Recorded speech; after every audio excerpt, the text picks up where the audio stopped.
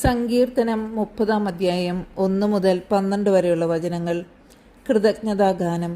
കർത്താവേ, ഞാൻ അങ്ങയെ പാടിപ്പുകഴ്ത്തും. അവിടുന്ന് എന്നെ രക്ഷിച്ചു. എൻ്റെ ശത്രു എൻ്റെ മേൽ വിജയം ആഘോഷിക്കാൻ ഇടയാക്കിയില്ല. എൻ്റെ ദൈവമായ കർത്താവേ, ഞാൻ അങ്ങയോട് നിലവിളിച്ചപേക്ഷിച്ചു. അവിടുന്ന് എന്നെ സുഖപ്പെടുത്തുകയും ചെയ്തു. കർത്താവേ, അവിടുന്ന് എന്നെ പാതാളത്തിൽ നിന്ന് കരകയറ്റി. മരണഗർത്തത്തിൽ പതിച്ചവരുടെ ഇടയിൽ നിന്ന് എന്നെ ജീവനിലേക്ക് ആനയിച്ചു. കർത്താവിൻ്റെ വിശുദ്ധരെ അവിടുത്തെ പാടിപ്പുകഴ്ത്തുവിൻ. അവിടുത്തെ പരിശുദ്ധ നാമത്തിന് കൃതജ്ഞത അർപ്പിക്കുവിൻ. എന്തെന്നാൽ അവിടുത്തെ കോപം നിമിഷ നേരത്തേക്കേ ഉള്ളൂ. അവിടുത്തെ പ്രസാദം ആ ജീവനാന്തം നിലനിൽക്കുന്നു. രാത്രിയിൽ വിലാപമുണ്ടായേക്കാം, എന്നാൽ പ്രഭാതത്തോടെ സന്തോഷത്തിൻ്റെ വരവായി. ഞാൻ ഒരിക്കലും കുലുങ്ങുകയില്ലെന്ന് ഐശ്വര്യകാലത്ത് ഞാൻ പറഞ്ഞു.